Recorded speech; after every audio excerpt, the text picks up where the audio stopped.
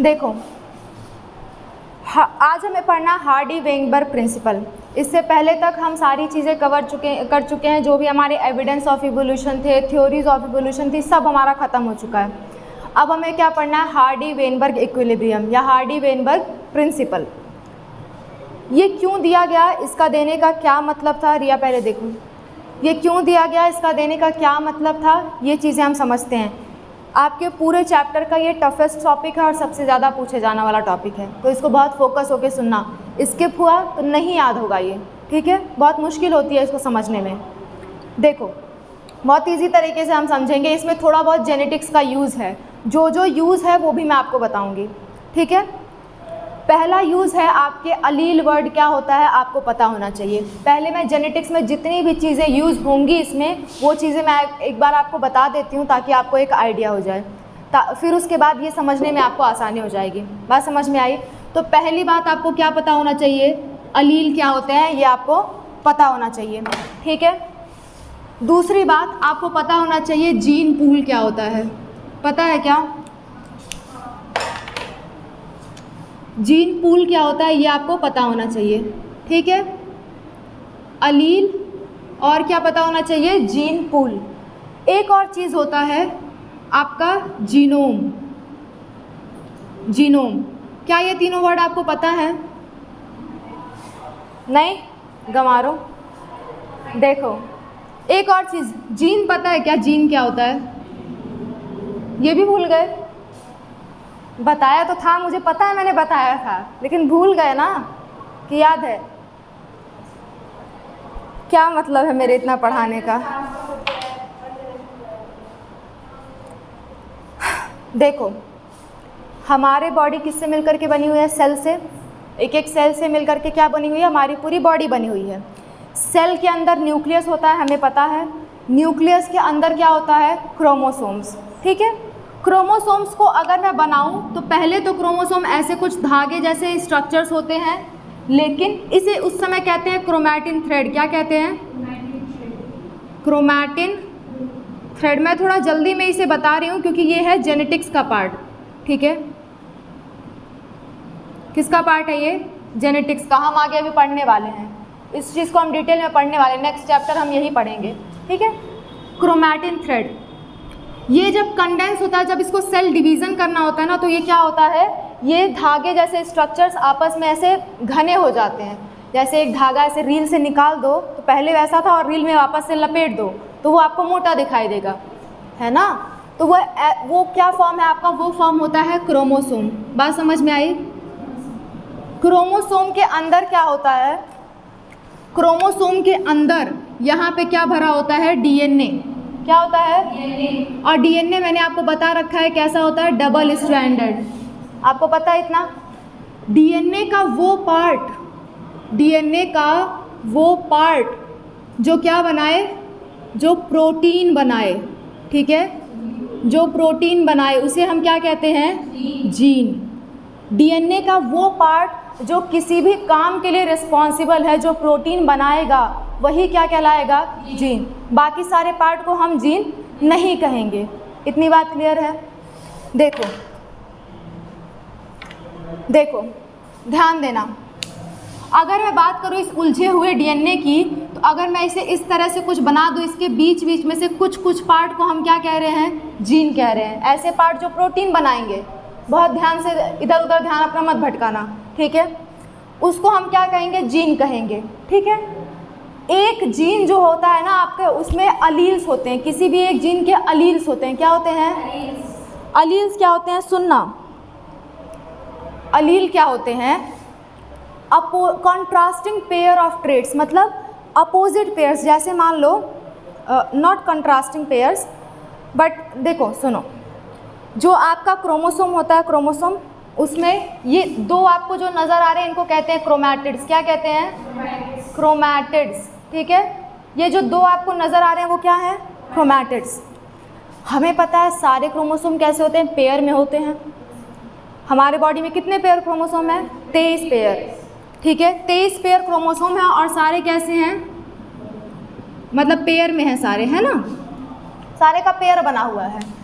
और इसके अंदर अंदर क्या प्रेजेंट है आपका डीएनए, और डीएनए का कोई पार्ट आपका क्या है, जीन है जो प्रोटीन बनाएगा। इतनी बातें तो क्लियर हैं सबको, ठीक है। अच्छा, मान लो डीएनए का कोई पार्ट है जो जीन है, जीन में 2 अलील आते हैं। क्या आते हैं? अलील आते हैं। अलील क्या होते हैं देखना। जीन्स क्या करेंगे, प्रोटीन बनाएंगे, तो प्रोटीन आपके किसी एक कैरेक्टर को रिप्रेजेंट करते हैं। फॉर एग्जांपल अगर मैं बात करूं लंबाई का जो कैरेक्टर है, मैं लंबी हूं, मेरी लेंथ अच्छी है, ठीक है, तो मैं टॉल की कैटेगरी में आती हूं। ओके, किसी की हाइट छोटी है तो वो ड्वार्फ की कैटेगरी में आता है, ठीक है। तो टॉल और ड्वार्फ ही हम एज्यूम कर रहे हैं, हम मीडियम साइज़ वालों को एज्यूम नहीं कर रहे हैं फ़िलहाल। तो एक अलील होता है टॉलनेस का और एक अलील क्या होगा, ड्वार्फनेस का, छोटे का, बौने का एक अलील होगा, ठीक है। मिडिल वाला कोई अलील हम एज्यूम नहीं करते हैं। एक अलील होगा टॉलनेस का, दूसरा अलील क्या होगा, ड्वार्फनेस का, ठीक है। ये क्या एक ही कैरेक्टर है, लंबाई का ही कैरेक्टर है? यस। क्या ये 2 कैरेक्टर्स हैं? लंबाई का ही कैरेक्टर है, लेकिन बड़ी लंबाई है या छोटी है लंबाई, इस बेस पे क्या होंगे, 2 अलील्स होंगे। बात समझ में आई? जीन एक है, कैरेक्टर एक है, लेकिन अलील्स कितने हैं, 2, या तो लंबा या तो छोटा। बात समझ में आया? सुनना,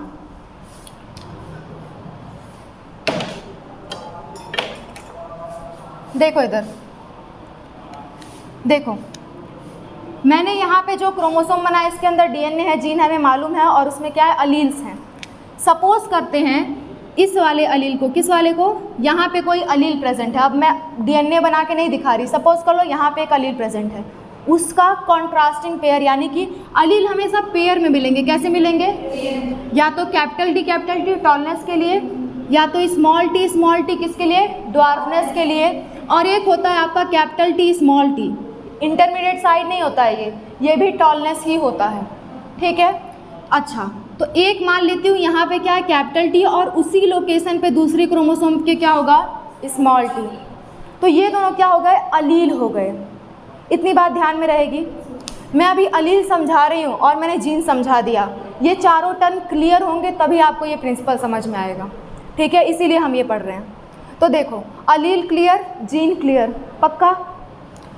जीनोम क्या होता है, जीनोम सुनना, हमारी बॉडी में, पूरी की पूरी बॉडी में जितने भी क्रोमोसोम्स हैं उन सबको मिला करके हम क्या कहते हैं, जीनोम। जितने भी जीन्स हैं, नॉर्मली बोलते हैं जितने भी जीन्स हैं उसको मिला के हम क्या कह देते हैं, जीनोम। बात समझ में आया?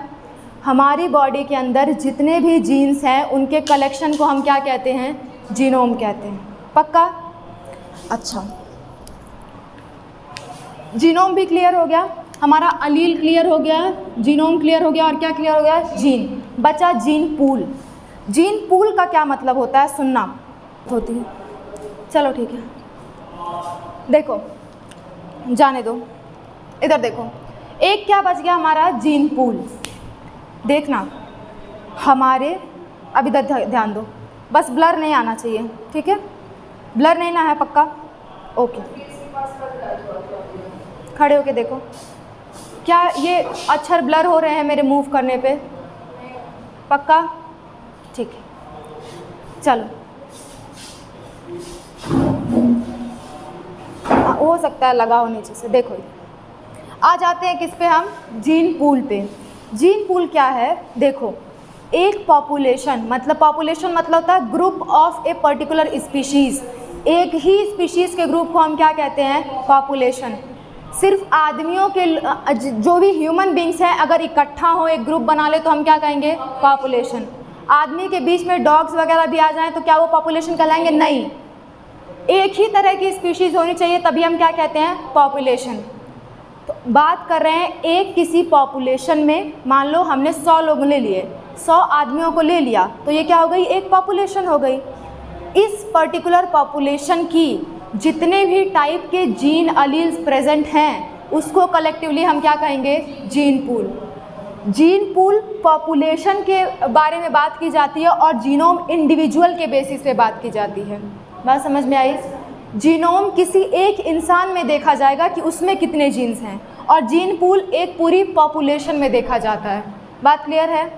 ठीक है, हेडिंग डालो जीन पूल और इसके लिए एक लाइन लिखो, ये दोनों तो हम पढ़ चुके हैं, इसलिए इसके लिए मैं नहीं लिखवा रही, और आगे हम जेनेटिक्स वाला चैप्टर पढ़ेंगे तब भी इसे पढ़ेंगे, इसलिए नहीं लिखवा रही हूँ। आप हेडिंग डालो जीन पूल, टोटल जीन्स, ये वाली जीन्स मत लिखना, ये वाली जीन है ना, total gene present in a population is called gene pool, ठीक है, इज कॉल्ड जीन पूल। किसी को कोई डाउट हो अभी तक तो वो पूछ ले, नहीं तो आगे की बातें नहीं समझ में आएंगी। कोई डाउट है? पक्का हो गया। नेक्स्ट हेडिंग डालो छोटा सा genome, GENOME, genome.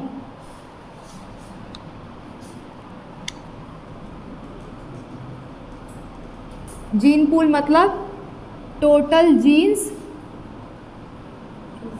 In a population, अरे वॉट एवर, पॉपुलेशन, अब एग्जैक्ट मुझे याद थोड़ी रहता है। जीनोम, जीनोम क्या होता है? Total genes present in A individual, in an individual, ठीक है, किसी एक आदमी में,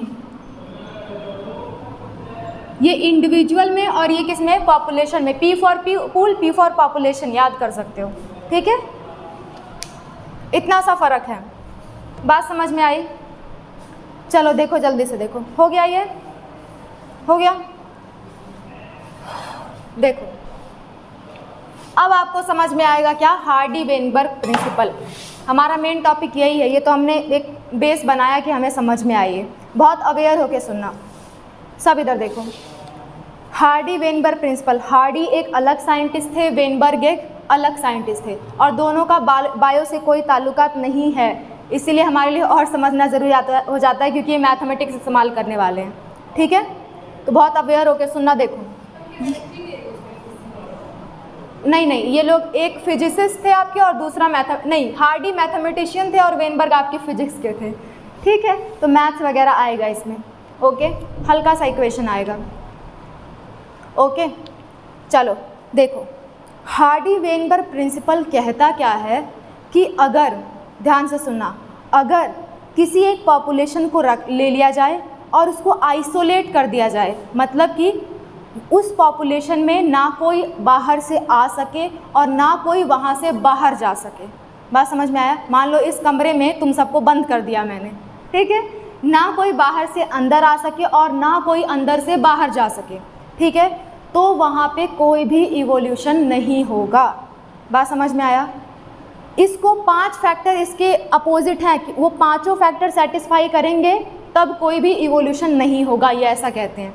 पहला फैक्टर तो ये है कि आइसोलेशन, ना यहाँ से कोई बाहर जाए ना यहाँ कोई अंदर आए। बात समझ में आया? तो क्या होगा? कोई भी इवोल्यूशन नहीं होगा, ठीक है। सोचो ज़रा, इवोल्यूशन नहीं हुआ यानी कि तुम्हारे अंदर जितने भी जीन्स हैं उसमें कोई भी चेंजेस नहीं आया। जीन्स में चेंज नहीं आया यानी कि अलील में चेंज नहीं आया, है ना। अभी तो रिलेशन बताया जीन्स अलील, थोड़ा सिर उर हिलाओ ठीक है। हाँ देखो, इस पॉपुलेशन में कोई इवोल्यूशन नहीं हुआ, मतलब कि यहाँ पे कोई भी जीन में चेंज नहीं हुआ, कोई भी आपका जो भी क्या बोलते हैं अलील्स हैं उसमें चेंज नहीं हुआ, यानी कि जीन पूल कांस्टेंट है आपका, अलीलिक फ्रीक्वेंसी क्या है? कांस्टेंट है।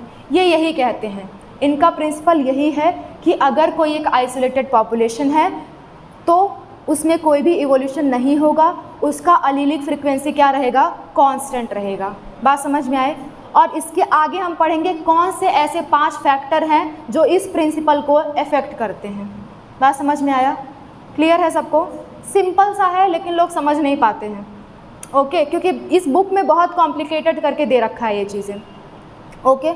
चलो, तो इसकी पहली बार इनका स्टेटमेंट लिखो, फिर एक एक करके हम आगे बढ़ेंगे, ओके। चलो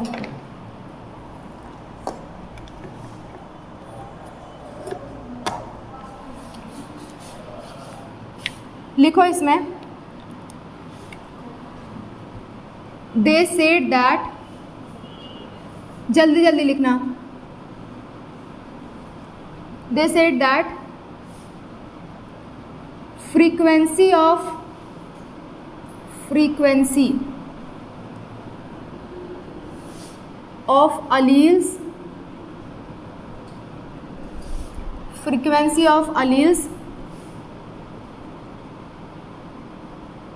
of a gene remains constant.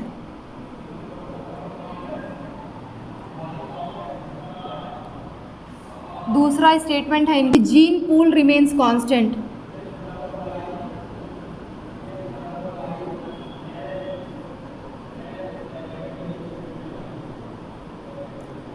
और तीसरा स्टेटमेंट है इनका कि अलीलिक फ्रीक्वेंसी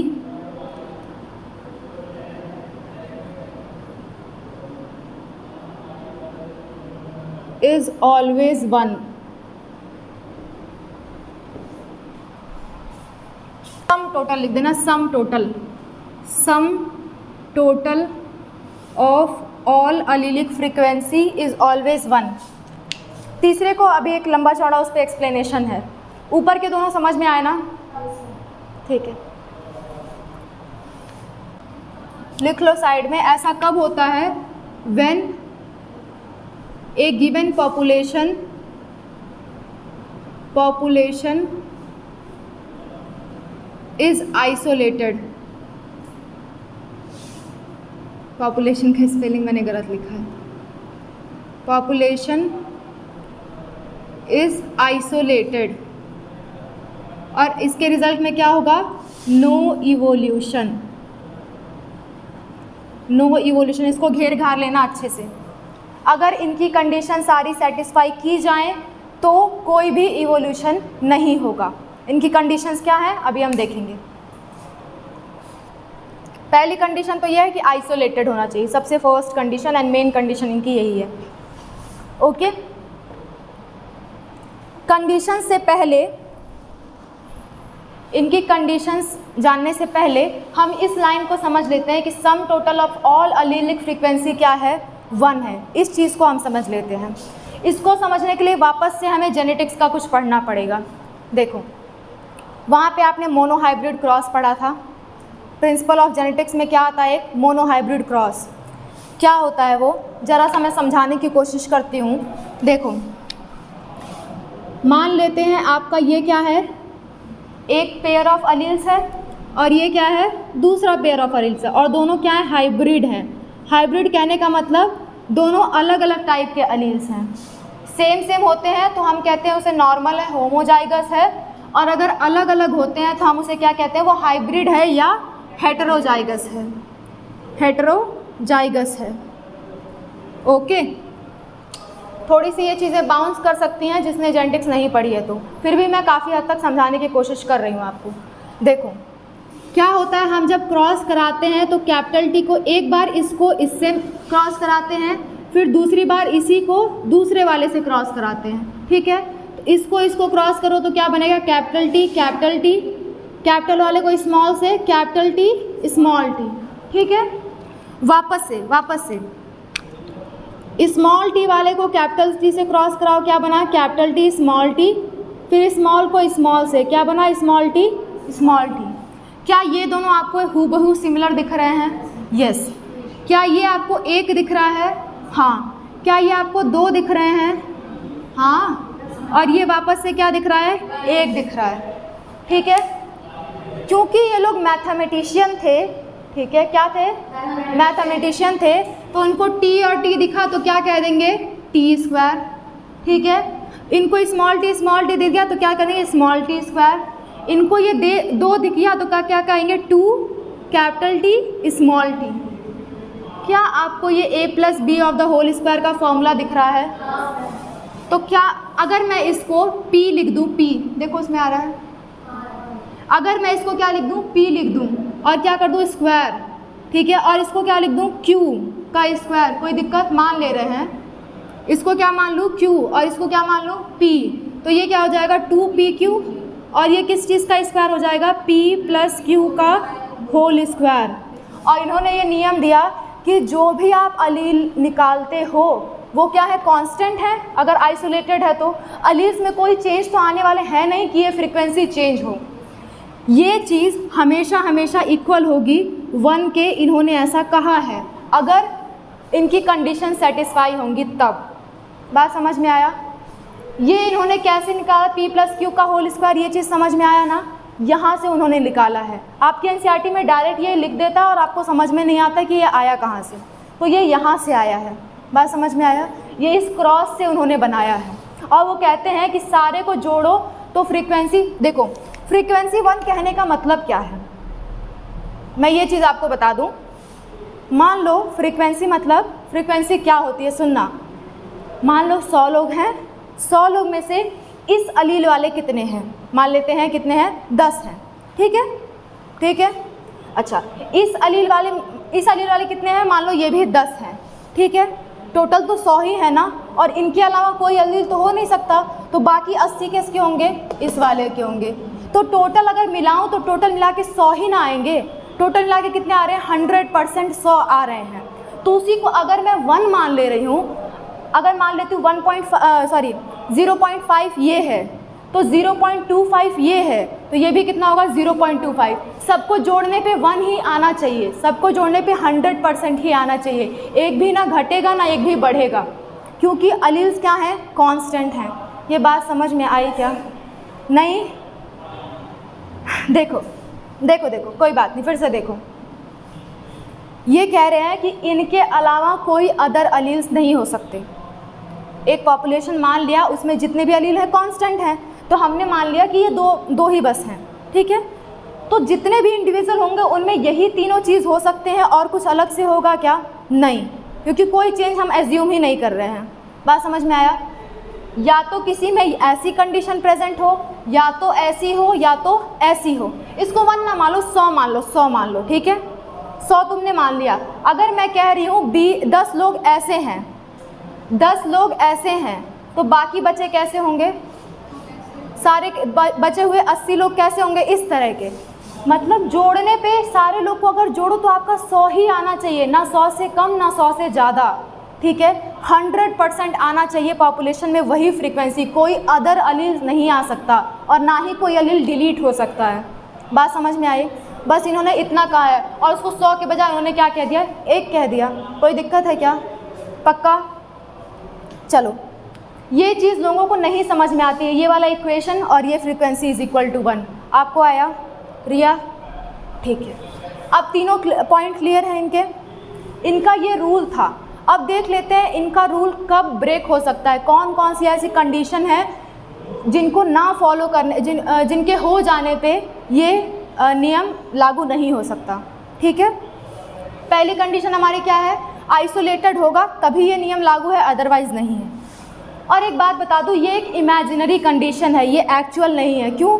क्योंकि ऐसा तो हो ही नहीं सकता कोई एक पॉपुलेशन हो, वहाँ से बाहर से कोई ना आए और वहाँ से कोई बाहर ना जाए, ऐसा हो ही नहीं सकता।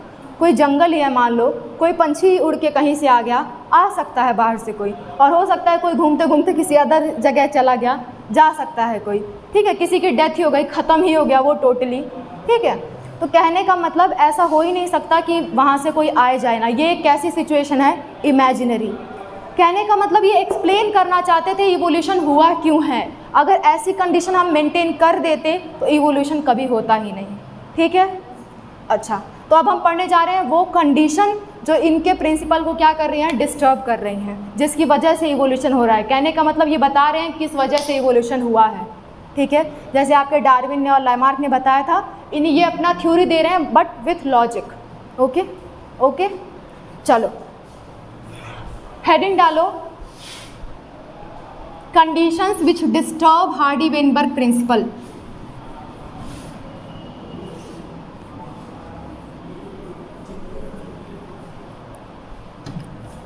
Conditions which disturb Hardy Weinberg principle.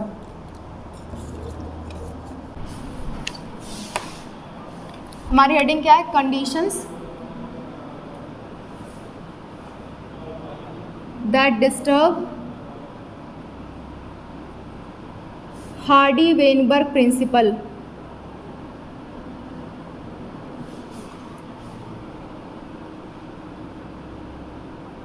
Principle में PLE होता है, PL लिख दोगे तो वो प्रधानाचार्य वाला प्रिंसिपल हो जाएगा। हाँ है ना, ऐसा लोग गलती कई का सारे लोग करते हैं। प्रिंसिपल कुछ भी नहीं होता, PAL लिख दोगे तो वो वाला, है ना। चलो ठीक है। अच्छा एक बात बताओ मुझे, अगर हार्डी वेनबर्ग प्रिंसिपल डिस्टर्ब हो रहा है तो क्या जीन की फ्रीक्वेंसी डिस्टर्ब हो रही है, अलील की फ्रीक्वेंसी डिस्टर्ब हो रही है? ये ध्यान से सुनो, देखो अगर आपका हार्डी वेनबर्ग प्रिंसिपल डिस्टर्ब होगा तो क्या जो हमारा जीन पूल है वो पूरा का पूरा डिस्टर्ब होगा? यस। क्या हमारी अलील की फ्रीक्वेंसी डिस्टर्ब होगी? यस। तो अगर आपको ऐसा पूछे कि conditions that disturb genetic equilibrium, gene pool या अलीलिक फ्रीक्वेंसी, तो सारे के लिए यही चीज़ें हैं। बात समझ में आया? तो चाहो तो लिख लो, नीचे लिखो और कंडीशंस विच डिस्टर्ब, और क्या लिख सकते हो, conditions which disturb genetic equilibrium, genetic equilibrium, या फिर condition which disturb allelic frequency, allelic frequency, ठीक है, या जीन पूल भी कह सकते हो, एज योर विश, ठीक है। एक और चीज़ लिख सकते हो, conditions which cause, conditions which cause, क्या कॉज करे, इवोल्यूशन। इनका प्रिंसिपल ये कहता था कि इवोल्यूशन नहीं होगा, इनके प्रिंसिपल को डिस्टर्ब करोगे तो क्या होगा, इवोल्यूशन। तो क्या वही पॉजिटिव एजेंट हो जाएंगे इवोल्यूशन के? यस। सिंपल है, समझ में आ रहा है? घर जाके इसको ज़रूर पढ़ना, अगर नहीं पढ़ोगे भूल जाओगे और वापस ये चीज़ें रिपीट नहीं मिलेंगी आपको, ठीक है। नहीं मैम मिल जाएगा, आप तो लेक्चर बन रहे हैं, पता है कितना देखते हो तुम लोग।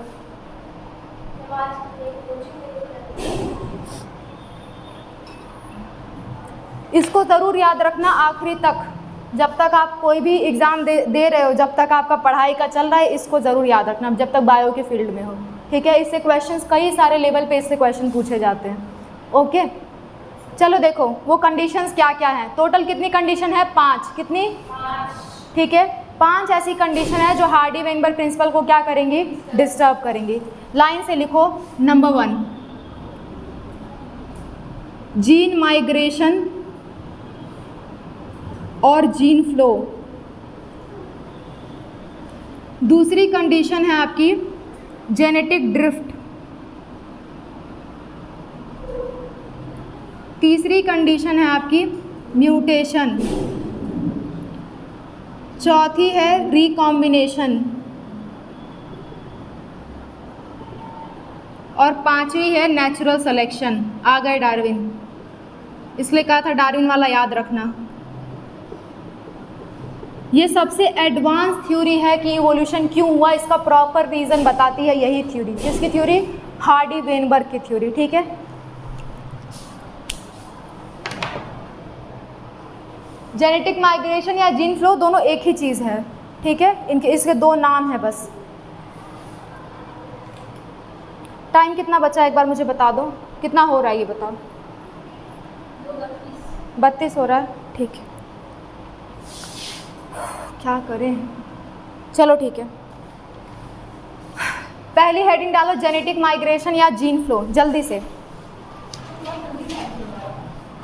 क्या करें, हमें लग रहा है जल्दी हो जा रहा है, हम प्रॉपर देख के ही पढ़ा रहे हैं। चलो देखो,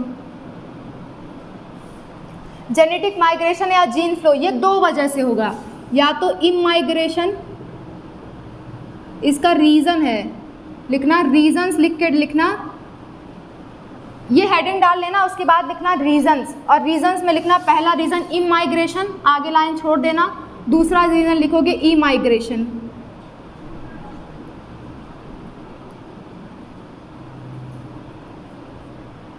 ठीक है, चलो देखो देखो देखो, क्या हम पढ़ लें, आप बाद में नोट कर लोगे या तो वीडियो देख के या कैसे भी, क्योंकि हमें थोड़ा सा फास्ट करना है ना।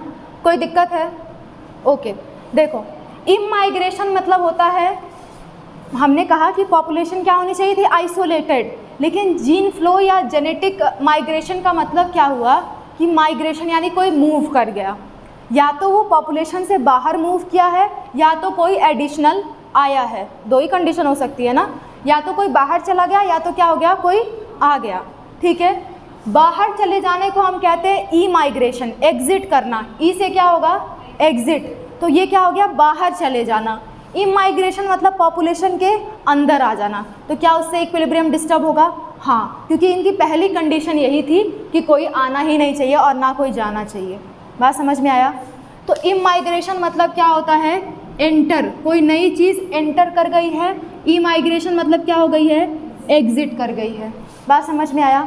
दूसरा देखो, जेनेटिक ड्रिफ्ट। जेनेटिक ड्रिफ्ट क्या कहता है कि इसी पॉपुलेशन में अचानक से बाई चांस कोई चेंज आ जाए। क्या हो जाए, बाई चांस कोई चेंज आ जाए, कोई ना गया है ना कोई आया है, लेकिन अचानक से कोई चेंज आ जाए, तो उसे हम क्या कहेंगे, जेनेटिक ड्रिफ्ट। इसे क्या कह दोगे आप, by chance change in the population. ठीक है, और ये कैसा चेंज होगा, जेनेटिक लेवल पे चेंज होगा। क्या हुआ रिया, पॉपुलेशन, इतना सीरियसली हम पढ़ रहे हैं और तुम लोग को मस्ती सूझ रही है। अकेले रिया कोई सूझ रही थी, मतलब पता नहीं कैसे सूझ रही थी।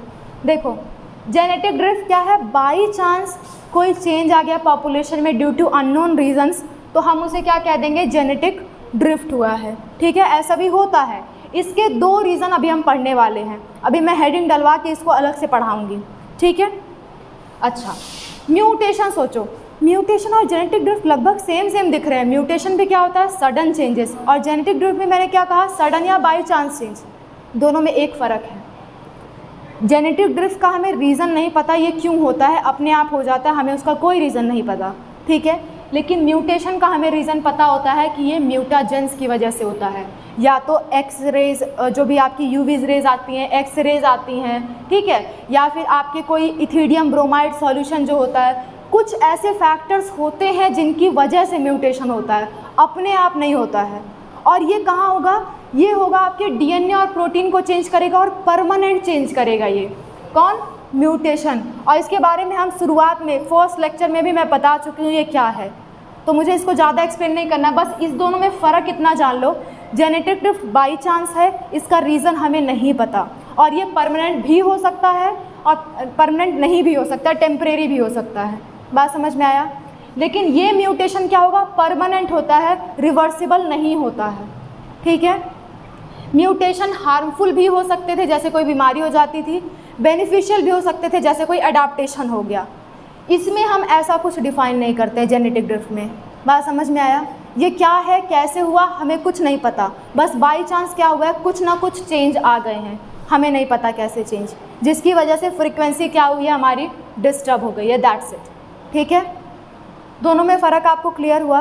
पक्का? एक मेन पॉइंट आप यही लिख सकते हो कि इसमें म्यूटाजेंस नहीं लगते हैं, म्यूटेशन में म्यूटाजेंस होते हैं। क्लियर? क्लियर कट आप डेफिनेशन ये दे सकते हो। दूसरा हुआ रिकॉम्बिनेशन, थोड़ी देर बाद इसको समझते हैं। आ जाओ नेचुरल सिलेक्शन पे, इस पे पूरा मैंने वीडियो बना दिया है, टाइप भी बना दिया है। ठीक है, नेचुरल सिलेक्शन कितने टाइप के होते हैं, 3 टाइप के। एक तो स्टेबलाइजिंग, जो मीडियम वाले सेलेक्ट हो, डायरेक्शनल, जो एक डायरेक्शन में सिलेक्शन हो, और डिसरप्टिव मतलब जो किनारे किनारे सिलेक्शन हो, बीच वालों को ओमिट कर दिया जाए। इसी के बेस पे आपके एनसीईआरटी में हार्डी-वेनबर्ग प्रिंसिपल के अंदर ही वो ग्राफ दे रखे हैं जो मैंने नेचुरल सिलेक्शन में आपको पढ़ाए थे, पर क्योंकि वो नेचुरल सिलेक्शन का टॉपिक था, मैं यहाँ नहीं उठाना चाहती थी उसे, इसलिए मैंने वो पहले ही कवर करवा दिया। कोई दिक्कत? आपके बुक में इसी हेडिंग के अंदर इसको अलग से दे दिया और समझ में नहीं आता वो ग्राफ कहाँ से क्या रिलेट करके दिया है। ठीक है, तो मैंने वहाँ कनेक्शन इस्टेब्लिश करके आपको बता दिया अच्छे से। क्लियर? एक चीज़ हमारी बच गई, क्या? रिकॉम्बिनेशन। समझना, ये बैक टर्म बता चुकी हूँ, फिर भी देखो आपका ये सेल है, सेल के अंदर न्यूक्लियस होता है, हमने बताया, और न्यूक्लियस के अंदर क्या होते हैं, क्रोमोसोम्स होते हैं। मान लो मैंने शुरू में कहा क्रोमोसोम्स कैसे होते हैं, पेयर में होते हैं। आपस के पेयर को, मान लो ये एक पेयर है, ये दूसरा पेयर है, ये तीसरा पेयर है, एक पेयर के दोनों क्रोमोसोम को हम कहते हैं होमोलॉगस क्रोमोसोम। क्या कहते हैं? क्या कहते हैं? एक ही पेयर के दोनों क्रोमोसोम को क्या कहते हैं? होमोलॉगस। किसी दूसरे पेयर से हम नहीं उठाएंगे, इस पेयर के ये दोनों क्या है? होमोलॉगस। इस पेयर के ये दोनों क्या है? होमोलॉगस। क्या इस पेयर का एक और इस पेयर का एक होमोलॉगस है?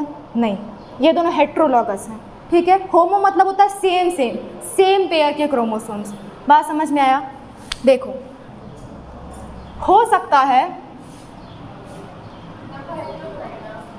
हेट्रो बनाया मैंने,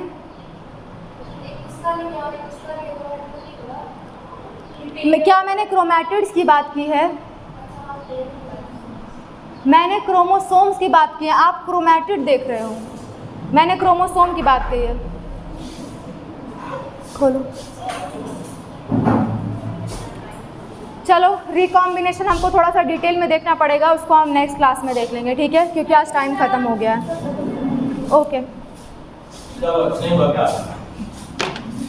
छोटा सा बच गया था।